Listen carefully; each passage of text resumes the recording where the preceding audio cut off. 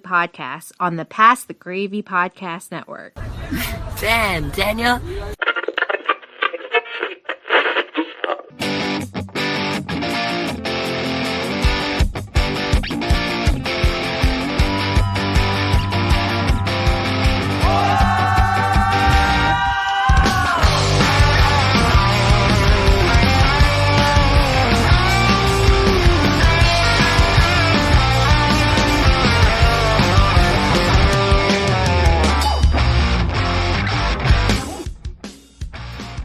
And we are live. We'll do it live. Welcome everyone to Clara and the Big Blue, probably the only podcast on the internet dedicated to West Ham United and the New York Giants. That's right, football and football. Balls for everyone's taste. It's episode 80. Woo! I'm Mike Fish, and I'm joined as always by Mr. Alex Middleton. Alex, how you doing, buddy? I'm doing swell, buddy. I am doing swell. Rocking out with Lucid Illusions right now. Week number 2 of being undefeated with the New York Football Giants. I mean, we'll get to West Ham, but not even West Ham can ruin this Giants vibe right now, dude. I mean, I've always been Giants way over West Ham if we're power ranking my teams. But, I don't know, I'm flying high all week, dude. Just one of those, when you win, the other things don't even matter.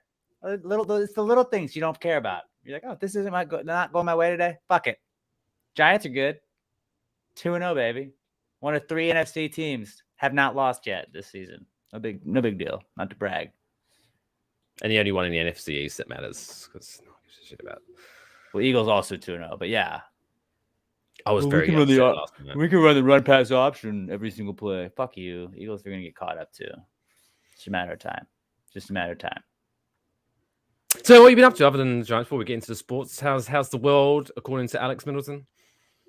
It's great, dude. When they win, my whole week is good. So nothing's really holding me back. Just working, getting shit done. What about you? How's your week going, buddy? It's going well. My 2 weeks alone without the wife is coming to an end. So I've mainly been just tidying up to make sure I don't get yelled at when she comes back. That's probably smart. Yeah, but it's been quite nice, not making the bed, not having to do the dishes as soon as I've, just let them pile up a bit. It's been nice. Yeah, that is pretty sweet. Just living the bachelor life. I'll be going to the bars every night. I don't care. Oh, go to your pub. Yeah, me little dive bomb with my $3 Yinglings, living the best life, living the dream. That's what's up. It's quite nice going to a bar, getting a little buzz, and then after tip, only spending like $20. It's pretty nice. It's not bad. But shall we get into some sports? Because we've got a little guest who wants to say something. Our good friend Elmo wanted to kind of sum up the New York Giants for us. The letter of the day.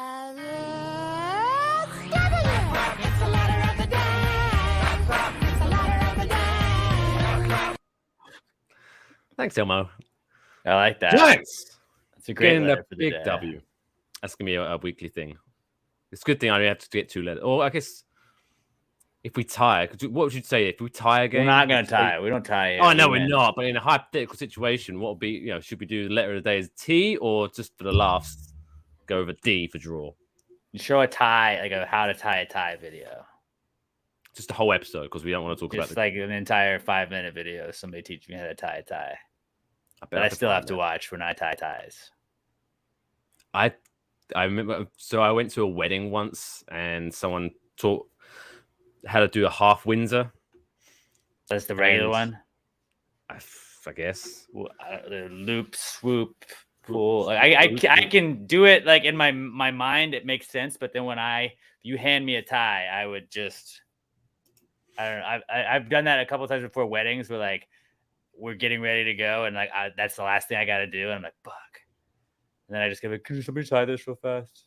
You're watching on YouTube, but the pressure's getting to you because everybody's getting ready to go. And I'm like, fuck, I don't have 3 minutes left right now. This guy's just getting to the tie, the putting the tie around part. Fuck, I don't have time. And you always find that one video where it's like, hey, how do I tie a tie? And then it's always like a 2-minute intro. So the history of the tie. First, When I was a young boy, my grandpappy taught me how to tie ties. Some of my best moments in my life when I was like, I don't fucking care. It's like when you try and look up a recipe. Hey, how do I make bacon cheeseburgers that are really good? And it's like, when I was a boy, my mother taught me how to make the best burger known to man. Like, just fucking say, I need this and this and this and this. Put it here, do this, and we're done. This very skillet has been in my family for 5 generations. And then you skip ahead, and it's like, and that's how you tie a tie. Fuck, I went too far. Back. Yep, and then you gotta keep going. Yeah, and then you get the ad, and it's a cluster, dude. And it's not. It's always when you want to watch it. It's always one of those 30 seconds unskippable bullshits. Yeah. Or like you get the two ads. Those are the worst. Hate that. You think, oh, the next one's gonna be skippable, right? Nope. No. But anyway, yeah, a friend of mine, he did it, and then I just found it hilarious that there were like 4 people staring at him, learning how to do it. So it was like the class is in session. So I jokingly filmed it. But then the next time I needed to wear a tie, I was like, "Fuck, where's that video?" And I watched it. You gotta post it to YouTube so you get the link. Like, I figured, like, if we want our numbies, if we want to get numbies on our YouTube, just start doing simple things. Like, show how to jumpstart a car. Like, Mike shows you how to jumpstart a car, and then like when people like just do simple things that people have to search. Like, here's how to change your own oil. And like, and whilst doing it. Yeah. So Saquon Barkley's looking good this year, huh? And then you do that. Oh, see, yeah. That's not a bad idea either. But just like do like simple videos. They're like how-to videos, because so many times you're just like, how to insert this, and it's like whatever pops up first. That's how you do it. I could do really easy because I'm not very smart. So it'd be like, all right, what do you how to tie a tie, but it takes you 30 minutes and you just can't figure it out at all, and you're getting really increasingly frustrated each time. You're like, and they're like, well, I don't know why I just spent my time watching that guy. He was just angry. The angry British guy just really put me off of ties. I just got a clip on.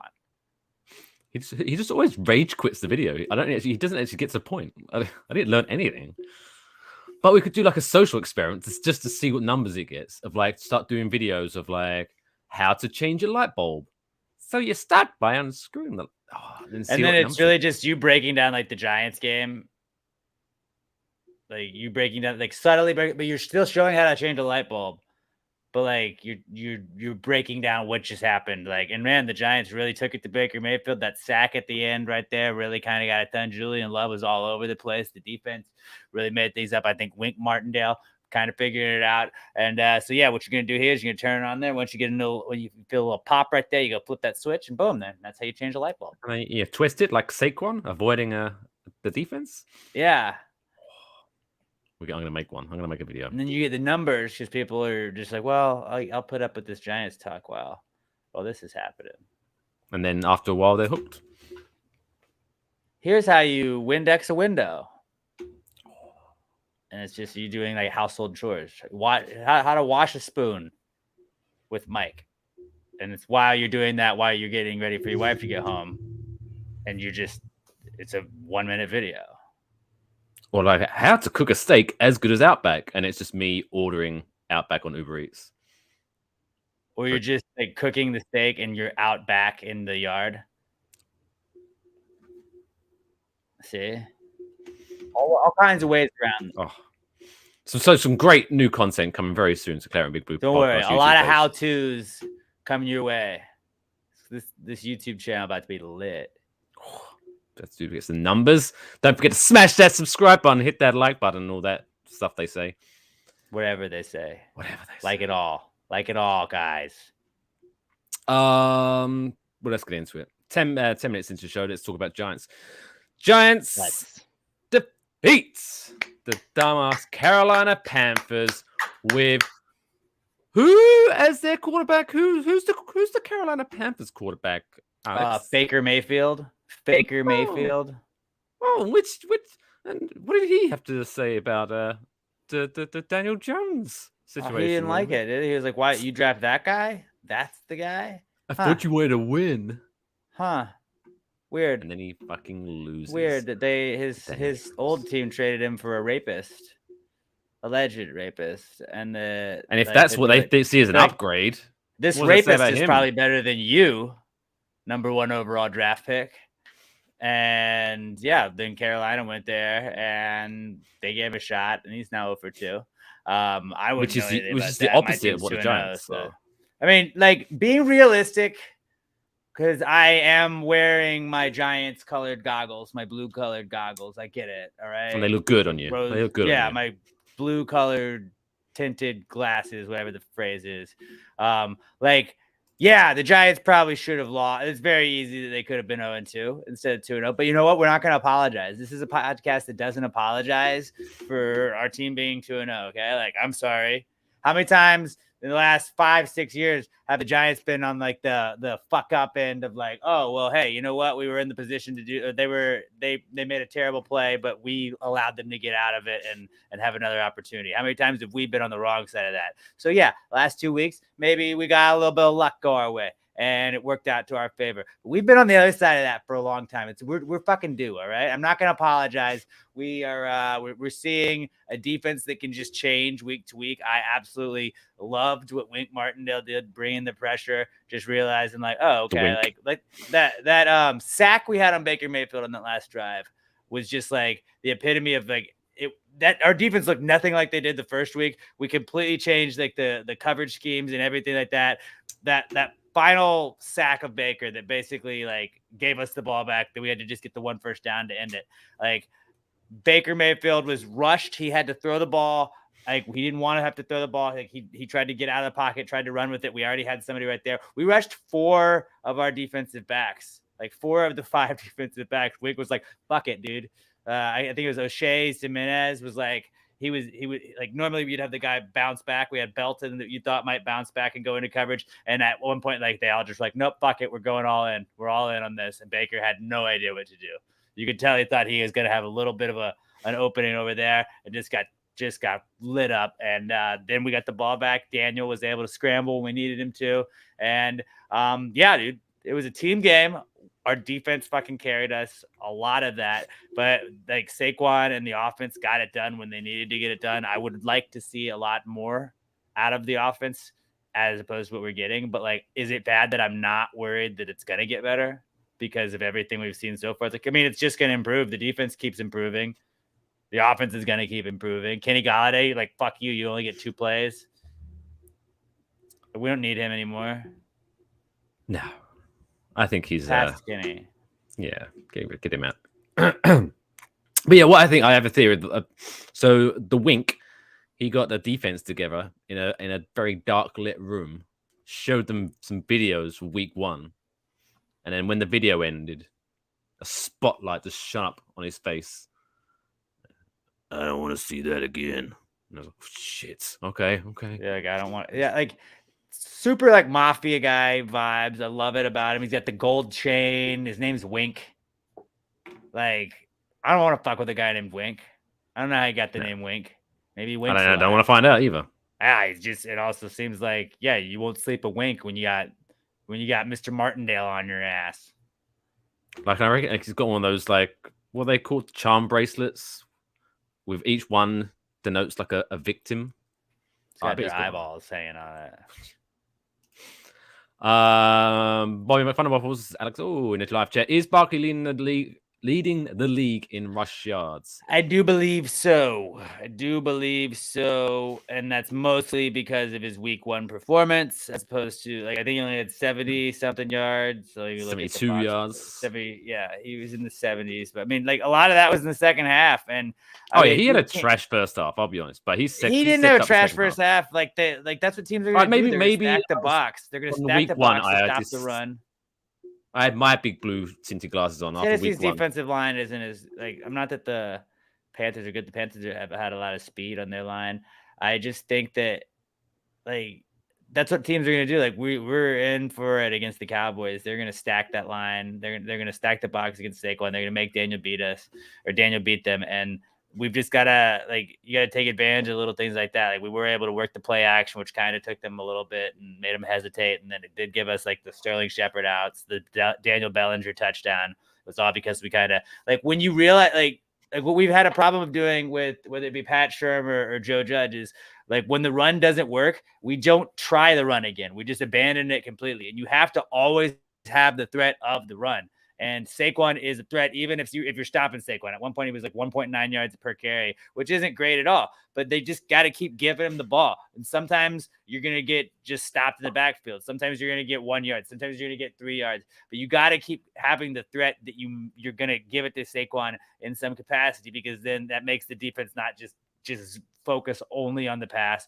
where then they can make Daniel be forced into situations where he's going to make mistakes and throw picks. I mean, Daniel Jones, I love Danny. We're Dan stands. Like, he's not been great the first 2 weeks. He like, what was he? He was averaging like 5 point something yards per pass, 5.2 yards per pass, 22 of 34, 176 yards. Like, not a bad game. Threw that touchdown to Bellinger, but just that he had some misses. There's a pass to Tony that was probably a touchdown if he makes that throw right. He doesn't make the reads that I feel like a fourth-year quarterback should be reading at this point in time.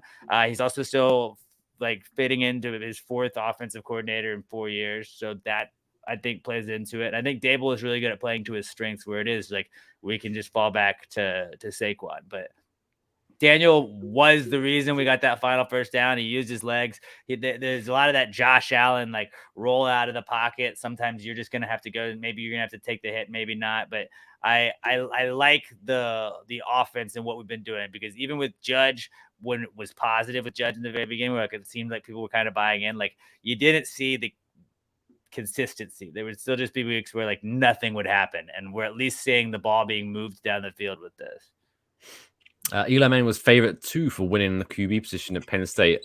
I think he was robbed. I thought it was too. I mean, he didn't have any eligibility, but I thought he had a hell of a tryout for the walk-ons at Penn State. I think it's just ageism. Mm-hmm. Why can't a 40-something-year-old play college football? Huh?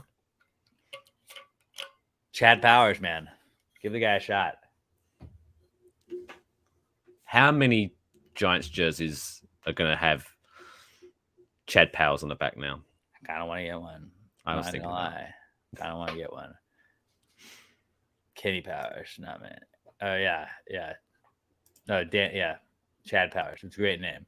But I mean, all in all, like, the Giants defense was awesome. I liked Matt Breida in his, like, role. He was not so well running the ball, but, like, he picked up some pretty good blocks.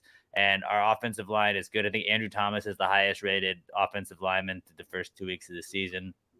Evan Neal is having rookie mistakes. I mean, there's times where Evan Neal gets just beat out. And I am really nervous about Micah Parsons going against this Giants offensive line next week. We're going to have to figure out exactly what we need to be doing. I think a lot of slants, a lot of quick out routes, a lot of just like having Tony on a go. You kind of got to do what the Chiefs did, like run our fast guys just down the field. We have to have a go route and then run a little inside pattern. Maybe have Bellinger out in the flats.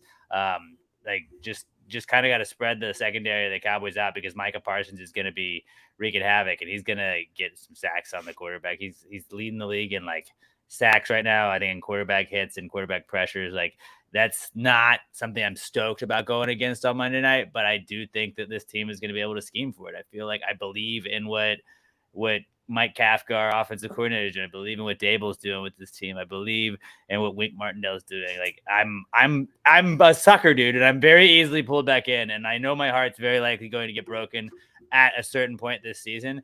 But, like, right now, I'm really happy with where we are. We didn't expect a great season. We didn't expect to be 2-0 2 weeks ago, and we are not going to apologize. And we could very well, I mean, it's going to be a tough one, but we could beat the Cowboys. I could see a world where we beat the Cowboys, and then we beat the Bears, and then we probably lose to the Packers in England. But, like, it's not crazy if the Giants go 4-0.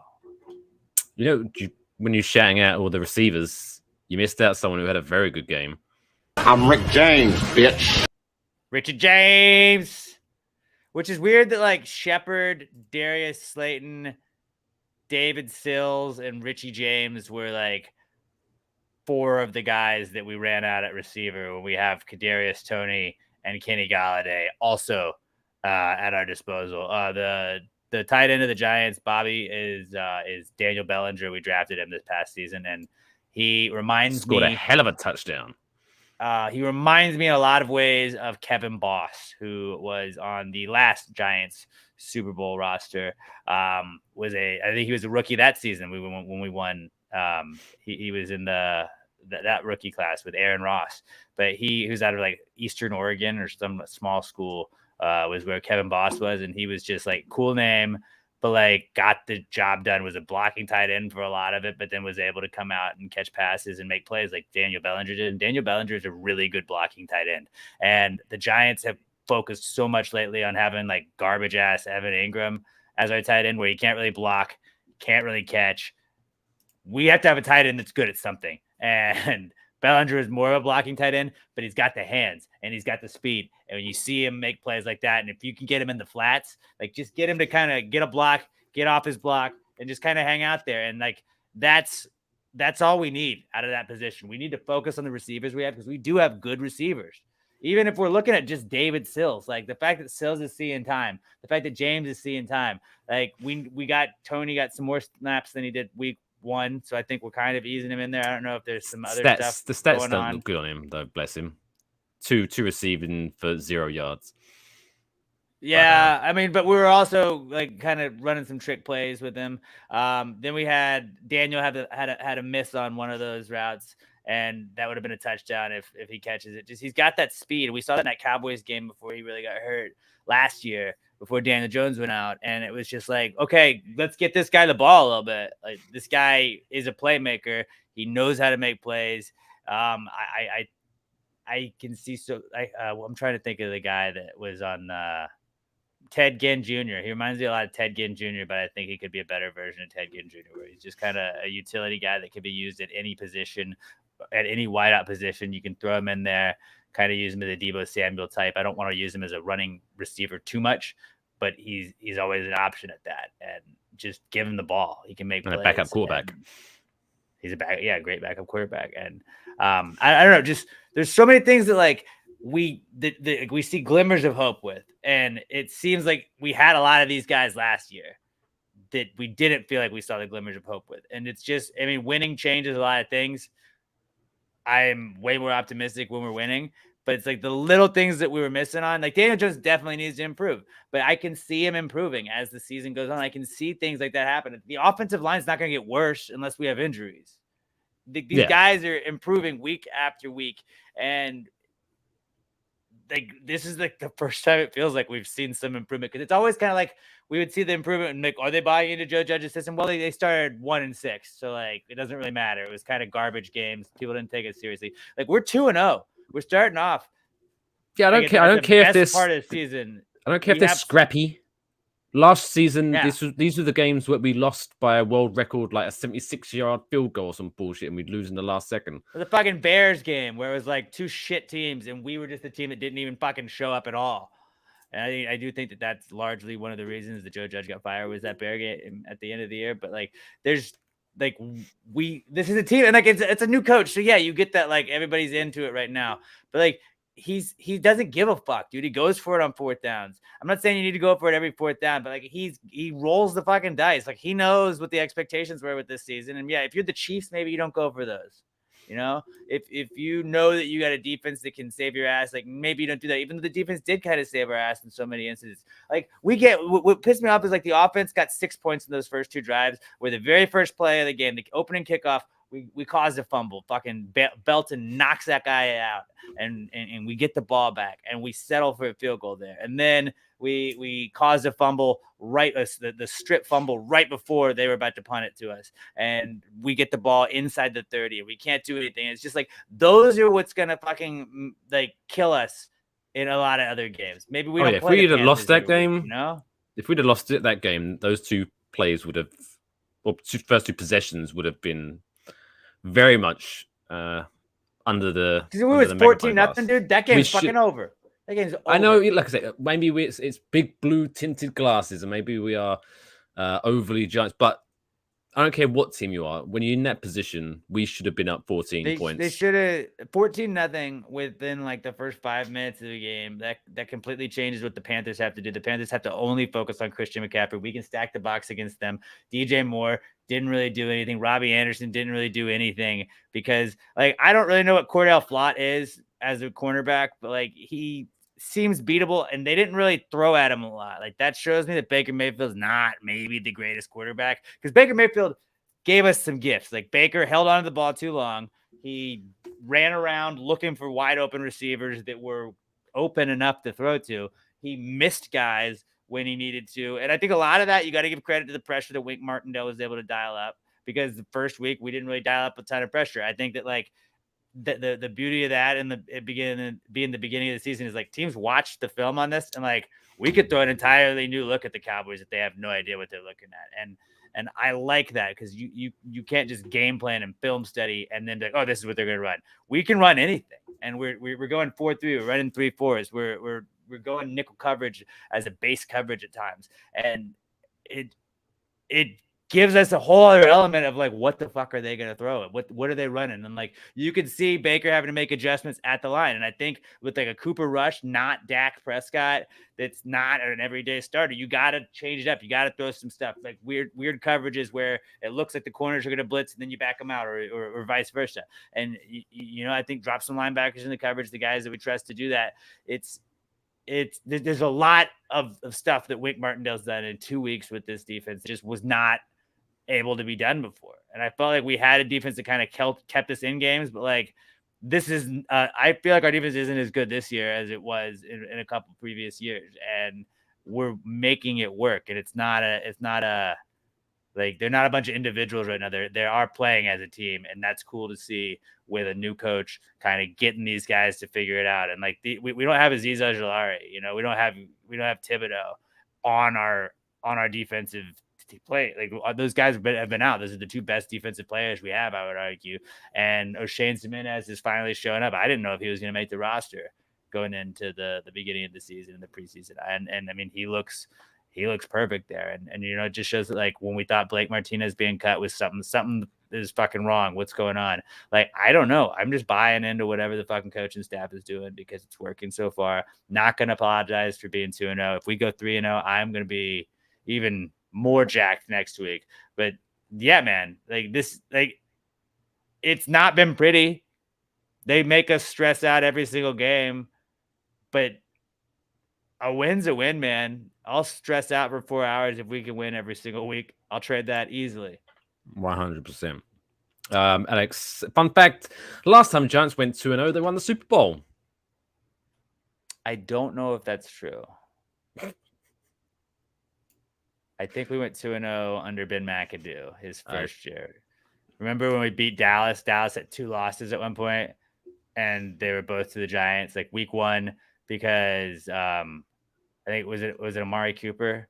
I can't remember who their big receiver was at that point. He couldn't get out of bounds, and we won on that, and then we beat him like week 10 with Eli, and they had 2 L's, and it was just like the 2 L's in Dallas to the New York Giants. So I'm just trying to find. And then I think they lost like a week. They won, like the Eagles beat them in like a week 17 where they didn't start anybody, but like in all their starter games, like they played everybody. I think it was 2016, if I am correct. Year 1 of the McAdoo era. 2016 season, Giants went 2-0. Finished the season 11-5 and lost in the wild card playoffs to the Packers. Yep. That was Aaron Rodgers, Hail Mary.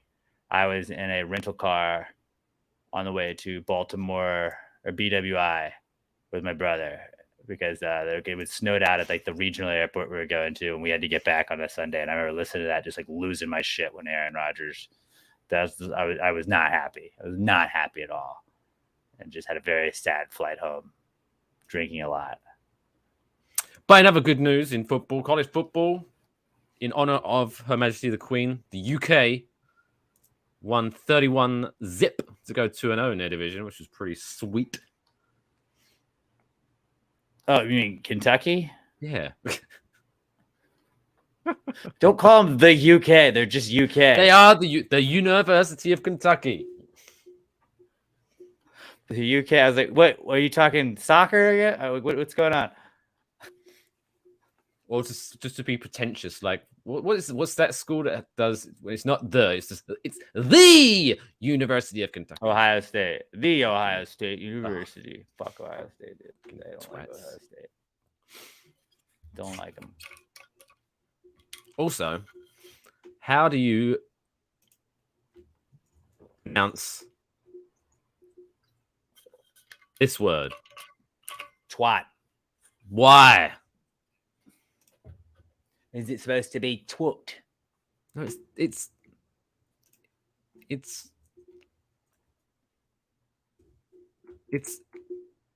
twat. Twat. Twat. Twat. All right, how'd you pronounce? How'd you pronounce this word? Bat. Bat. But Yeah. If it was a BWAT, I'd say blot. What? No, do you know what I think? I don't know where it all started. It's why would you pronounce the A with an O? I don't. Twat.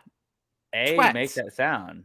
No, you're saying twat as in that TWOT. Twat. Twat. Twat. Here's my theory. I reckon because obviously there's the SWAT team. Send the SWAT team in, but I reckon someone was like, that's how we should pronounce that kind of word now because we don't want to be named SWAT team because it doesn't sound as cool. The twat team. Yeah. Yeah, my wife says it's twat. I have to. It hurts my feelings. It makes me. But yeah, just say it properly. And plus, twat sounds way more offensive. No, it just sounds more British. No, if someone called me a twat, I'm giggling. But I think Ohio owns the rights to the. I remember they tried doing it. I don't know if they were successful or not. But that is.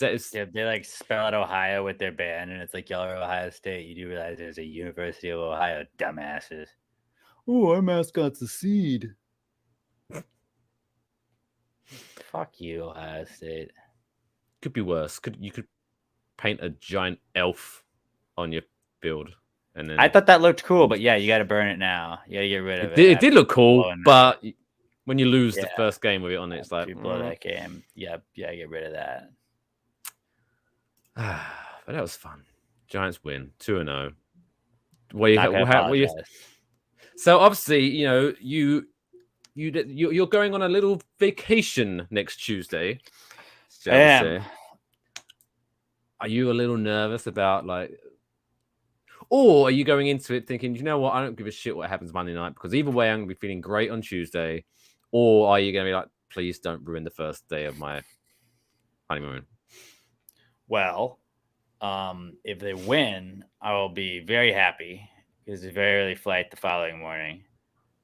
If they lose, I will just be very drunk. But it's a vacation, so it's like not drunk because I'm depressed, drunk because it's vacation.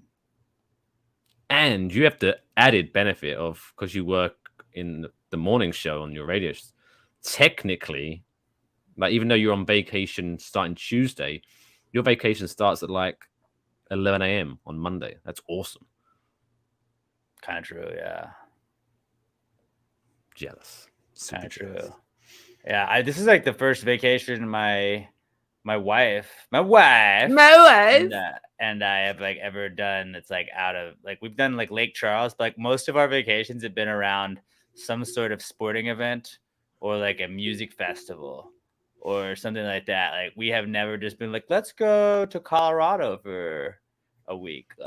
We take weekend trips occasionally, but very few and far between. Lake Charles, Louisiana, we've gone to.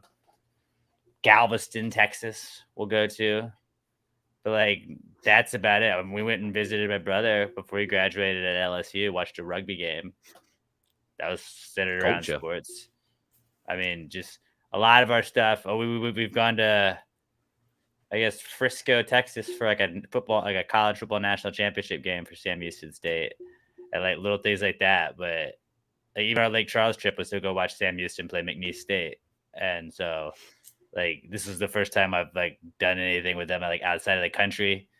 I don't really know how to do vacation mode. I'm kind of always, even like when the morning show is off, like I still work on like podcast stuff, and I've already recorded that podcast. I have to edit it this weekend, but there's like I've got a comedian on next week on Pass the Gravy.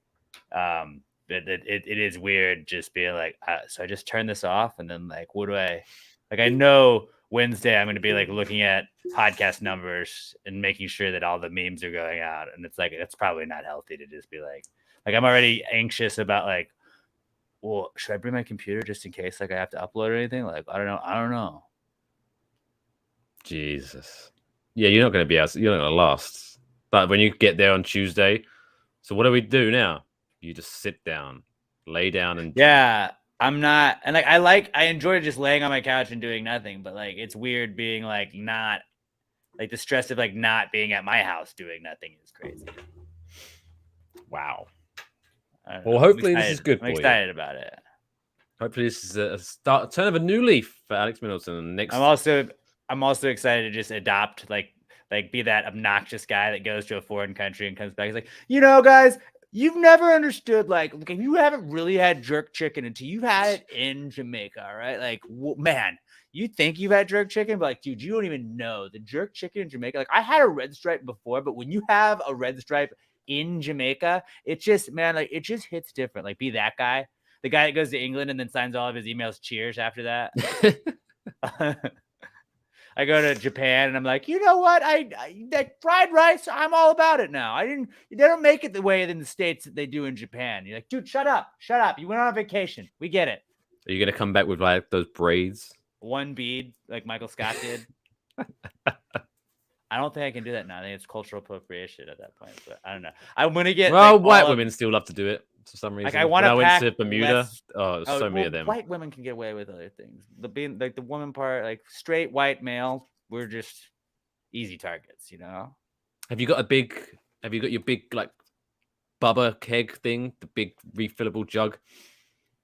Because when you get a beer, they only give you like that small plastic cup bullshit, all inclusive. But if you go there with your own big mug, they'll fill it up. I need to do that. That's good, but I'm ready to like. I don't want to pack a ton of like shirts, and I just want to buy like the most touristy shirts. Like get a Montego Bay, Jamaica sweatshirt that's just my go-to sweatshirt from then on. Like, yeah, it was that time I went to Jamaica. Like, where else have you been? Jamaica. In 5 years, and then this shirt was when I went to Jamaica as well. And then the Jamman Man shirts, where it's just got the Rasta hat guys on it. Jamaican me crazy. Oh, I'm definitely getting. If there's a shirt that says that, like I'm getting all the stereotype ones. Michael Antonio jersey. Oh, that'd be a good one. It's his second native land. And he speaks the language. It's half of his native land, which is English. I'm pretty sure. I think so. That's a joke. I wanted to like start doing a bunch of videos, like, oh, Usain Bolt, and just like whip my camera around, like, oh, he's so fast, you can't even see him. There he is. There he's again. Or that could go very wrong, in that it just looks like a white guy walking around Jamaica pointing the camera at every black person. Usain Bolt. That's like why there's not really a person there. It's just me going across the beach really fast. Like he just ran across the beach. Did you see that?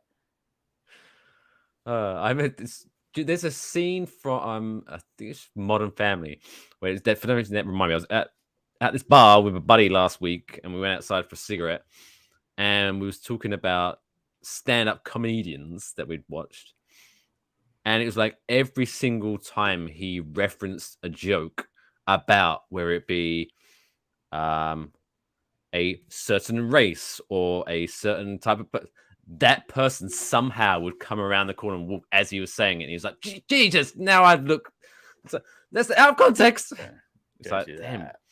It literally happened like 3 times throughout the evening. I was like, what is, did you curse? Did you upset someone? Jesus. It was pretty bad. Anyway, that was fun. Shall we talk a bit about misery in our life? Yeah. I guess. Oh, actually, Bobby McFunnel's Alex O suggested a quick game we could play. So we're going to have a quick round of everyone's favorite game. How many things can you name?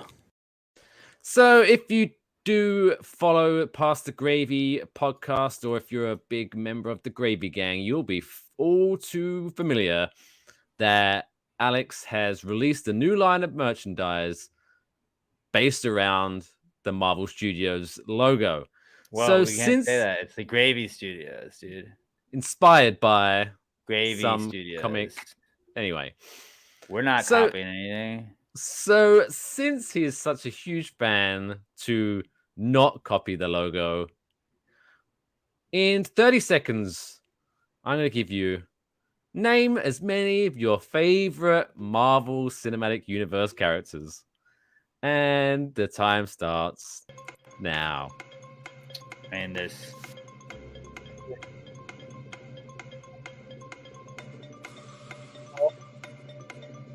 The Oh, wait. Hulk.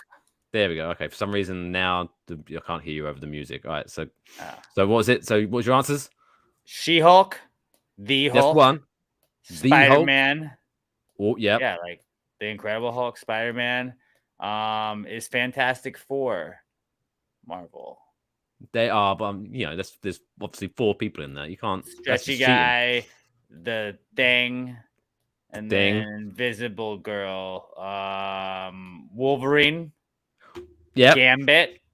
Whoa, look at you! Professor X, Storm, Captain Planet, Captain America, Was Captain Planet? Deadpool, the Flash. Flash DC. Close enough. What is it? That'll be next year's. Wanda. What's Wanda? That lady. Vision. Yep. Ant-Man. Lava Girl, or Wasp Girl, whatever the other one was. Ant-Man and the Wasp. I'm pretty sure I missed Iron this because Man. this comment was from 5 minutes ago, but for some reason I thought he was trying to help you out with like Jamaican Steel Drum. That's not a Marvel character. The Jamaican Steel Drum. Batman. No, Catwoman. Robin. The Joker. I think you proved the point very Okay. well. But yeah, Thor. Yep. What was the bad guy? Thanos. That guy's my favorite guy. He was a dick. It was kind of a guy. Wasn't wrong. Well done. So yeah, go to pastthegravymerch.com to get That your. was Robert that designed that one. Robert came up with that. He was a great designer. But then also the Space City limited edition shirts are available. and Gravy City shirts. there's gonna be a new Claret and Big Blue T-shirt coming out soon. Oh. I've just literally just come up with it in my head. I'll be discussing it off the air just in case anyone steals it. Anyway, West Ham United. Boy, oh boy. In the last 7 days, we're not going to break down each individual game because in a weird way, I'm kind of annoyed about both of them. So we can kind of merge them into one. Yeah. So Yeah. last Thursday, we beat Silkeborg of Denmark 3-2 in the Europa Conference League. And then on Sunday, we lost 1-0 to Everton.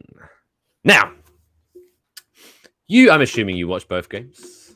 I did. So here's my thing, right? So clearly, I mean, obviously Silkeborg scored first early on. Wasn't the great best start to the game, but we ended up the first half 3-1 up, looking good, looking groovy. And then David Moyes decided to make some changes and brought on some other players. Notably, he brought on Jared Bowen, Fornals, Suchek. Now, normally, fantastic players. Love those guys, and I don't hate them now. But it was clearly, once we made those changes, we suddenly started playing like shit. Yeah. And we was lucky to get away with the win. To which I wondered why on Sunday... Ariel had a couple of saves there at the very end that really saved us. Like, it would have been a draw. It would have been a draw if it wasn't for Ariella. So I have no idea why, when he put those players into the game, and it was clearly dropped the performance, why he started those players against Everton. I mean, I guess rest. I don't like that was my logic for it, but I still think like you could run those guys a little bit longer, especially like with the break we have coming up. It made more sense. Yeah, I didn't really get it. Bowen seems like a guy that's gonna come off the bench, although he got called up to national duty, didn't he? Yeah, so that's I don't know how. Like he was one of our, if not our best player last season. Couldn't get he did eventually get a look in, but now his form's dropped for us. Suddenly, that's when Gareth Southgate decides he's an England player now. I don't understand fucking Gareth Southgate, but that's another story for another day. But yeah, I think Bowen, as much as I love him, I think he needs to be dropped for a little while. I think his form has dropped. I don't think he's had a really good game this season. It's pretty concerning. And then, to make things worse, because clearly during that game, things weren't working out. We just wasn't pressing enough. We was always too far back in our own half, pretty much. Whatever it was, something in that system wasn't working. Missing shots. We don't know what the fuck to do when we get near the box, man. Like in the Conference League, it's like we got it, and I get it, they're lesser teams, but the Premier League, we can't score worth shit this season, and it's pathetic at this point. Like the same guys. I mean, Skamaka had some looks, I thought, and I don't like. When are we starting that guy? When is he just gonna be our go-to guy? Because Antonio's not getting it done. I love Antonio, but then even when Skamaka came on, it was again the game. We wasn't working, so why? He kept making like for like changes, so the system was exactly the same. And why he took Antonio off for Skamaka? Why not? If we're struggling to score goals, why not play two strikers to double our chances? You know, no, that's not how statistics work. I would have done. That's what David Moyes doesn't play FIFA. He doesn't play enough FIFA. I think he should have to play. Like, give him FIFA, teach him how to play it. Because then you can be like, dude, you could just throw all the strikers in at once if you want, man. Like, it's fine. Well, we only have a two, video game. But, right. Yeah. But, like, you could load it up. You load it up. Maybe throw somebody else up there. Make them a striker like you did Antonio. Just for shits and gigs, you know? And Make then Manny why? A striker for a little bit. I don't know. Let's just throw it out there. Like, just test it out, dude. FIFA's kind of a fun game to, like, try this shit. And then in the real game, be like, oh, that worked in FIFA. Let's do that. That's what I would do. Makes sense. And then Lucas Paqueta. Why sign a Brazilian playmaker that loves to go forward, loves to play with the ball, and then play deep in our own half? Yeah, not let him go forward. I don't. The logic to that, yeah, I'm right there with you, man. Fornals also, I thought, had an off game. I like a lot of what Fornals does this season.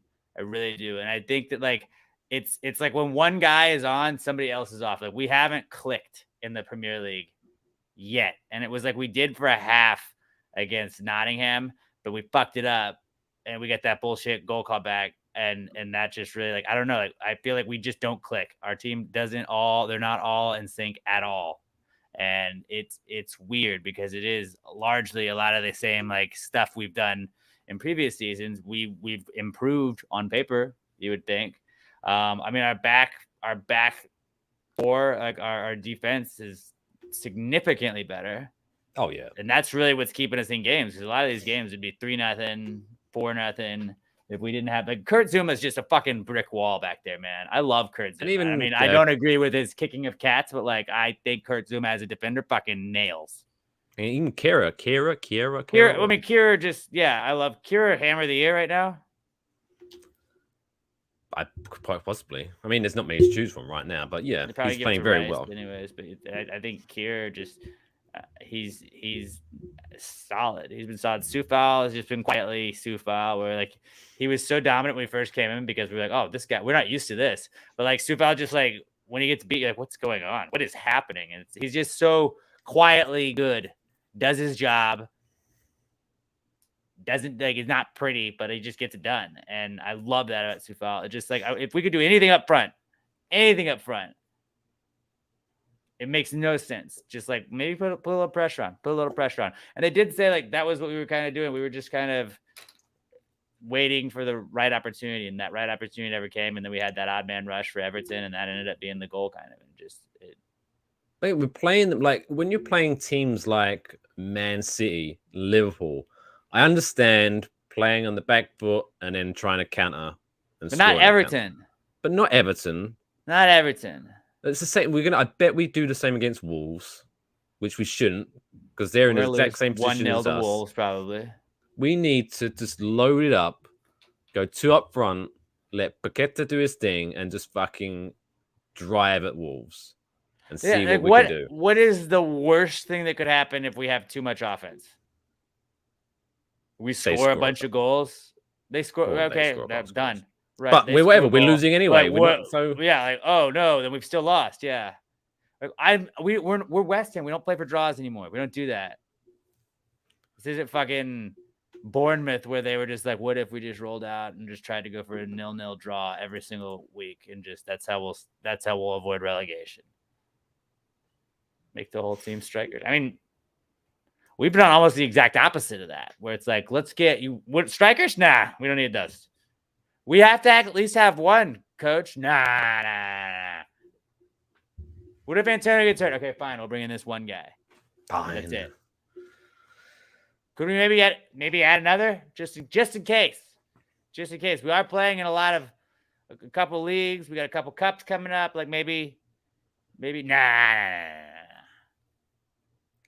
Like I'm trying to stay positive, and I'm definitely every game there's something that could have gone right and it could have fixed it, and that's what pisses me off. It's like it is so fixable. We're not a broken team. We're not a bad team, but we look like shit on the fucking standings. When you look at the table, like we are nowhere where we should be. And when you look at all the missed opportunities, like we could be so much higher up in that table if we just if we don't fuck around against Nottingham Forest in that other half. If we don't, like we just played like shit, man. Like it makes no sense. Chelsea, we should have won. We did win. I think we drew against Chelsea at least. It's fucking bullshit. Like we've gotten fucked by some horrendous VAR calls, which just like at what point, like what's the new king's name? King Charles III. Like, can you behead VAR officials when when you look at it the next day, like, hey, you looked at that 100 times and you still fucked it up, like just off with his head, like do that. Then you want me to respect the king? That's what I'll fucking do. And I'm pretty sure the level of the standards of referee will improve if they start seeing fucking their head. You get one, like, all right, that's you. But like Mike Dean would be so fucking beheaded. Oh yeah, that'd be retro. That'd be retroactive. This is what we're gonna do from now on, and just to show we're serious, come here, Mike. How's that kind still fucking like working VAR where he is telling people, he's instructing people on bad decisions to make? No wonder VAR is broken. I have no idea how he's still got a job. It's beyond me. But yeah, I'm not gonna go into like, David Moyes needs to be sacked. I don't think it's to no, that point I don't think yet, so either. But he needs to start like what was he thinking? We're 1-0 down in the 93rd minute. And so he puts on a defensive midfielder in the 90th. What did he think Emerson was going to do in the 93rd minute to turn it all around? Has your brain like broken a little bit like mine has from him? Because it used to be like I didn't know what he was doing with the team. I'd be like, this is a fucking terrible lineup, and then we'd roll out and we'd go to fucking Europa League. Like I just trust what Moyes is doing. Okay, like I don't get it, but just trust what Moyes is doing. And like I've been trying to like, all right, this is a weird lineup. Looking at the starting lineup before kickoff,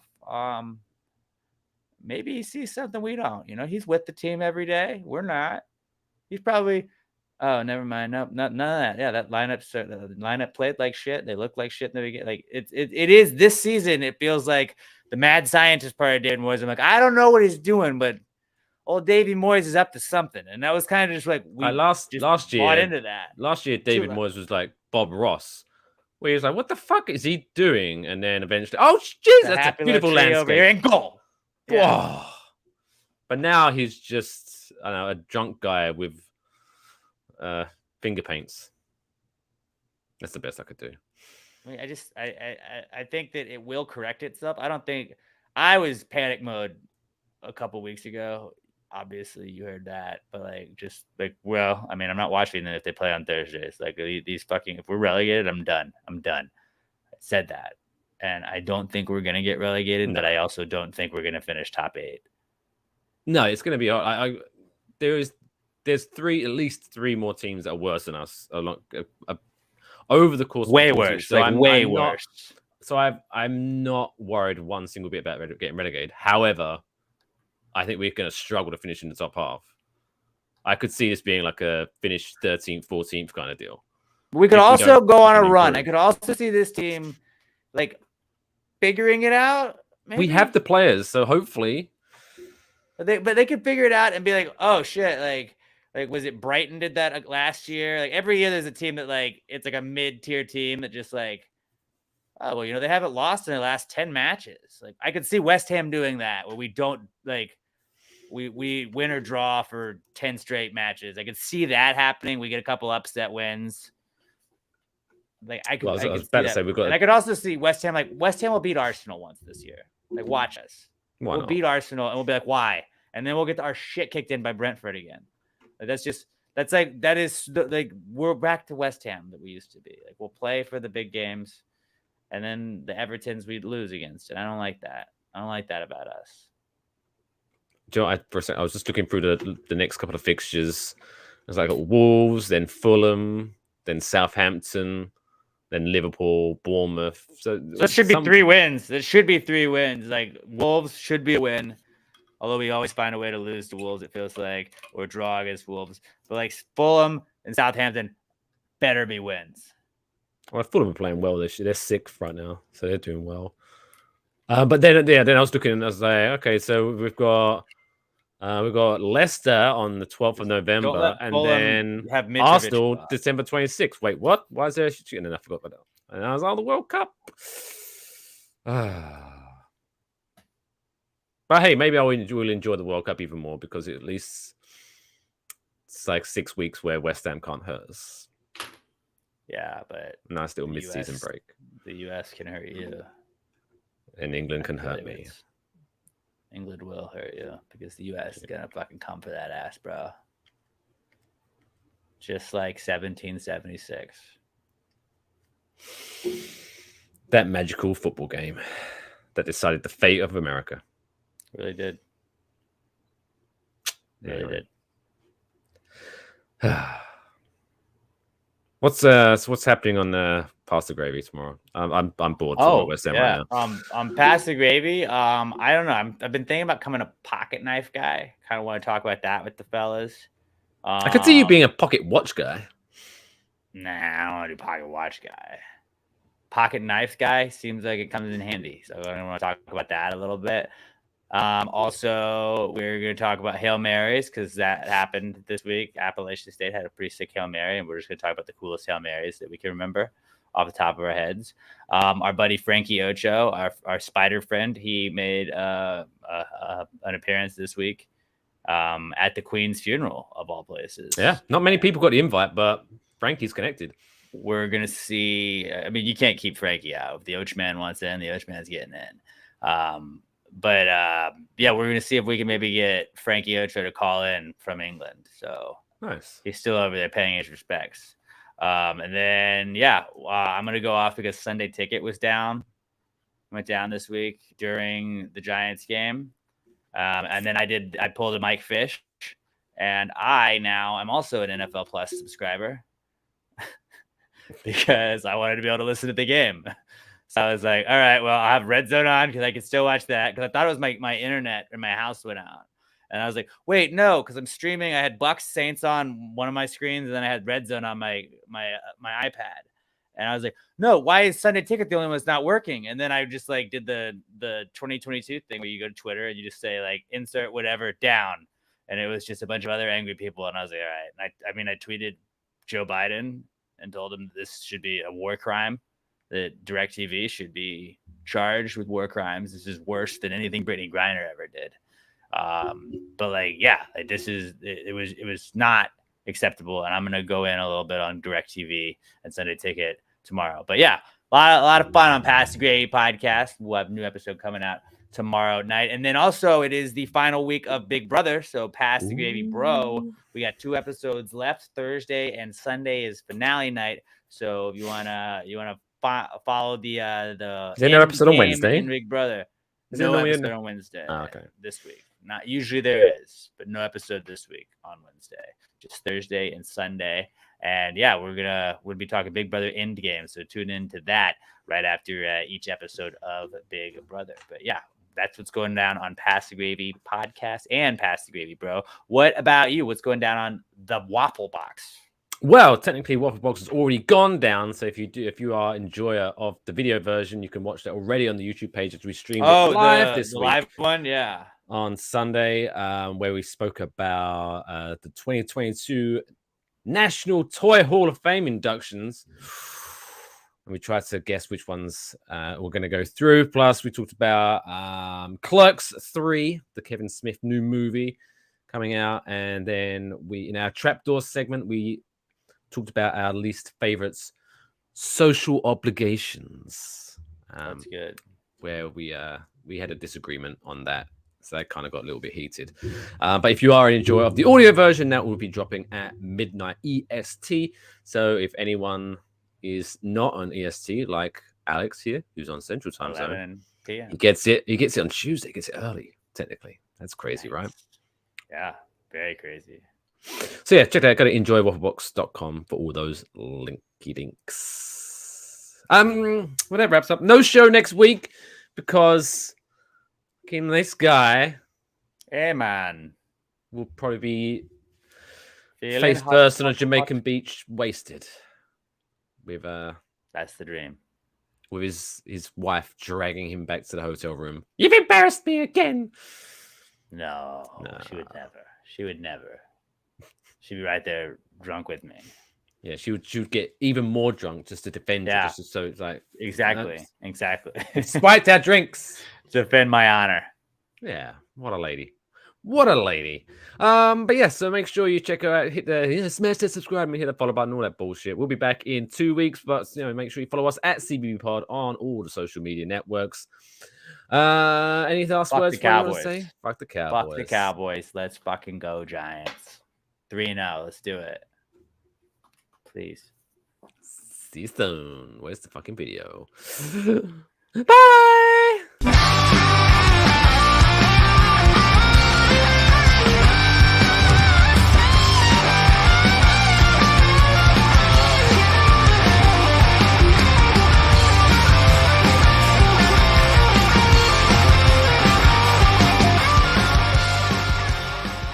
Hey, let's go to Peyton. He's going to break down that touchdown. Can't hear shit. Never mind. I'm Rick James, bitch.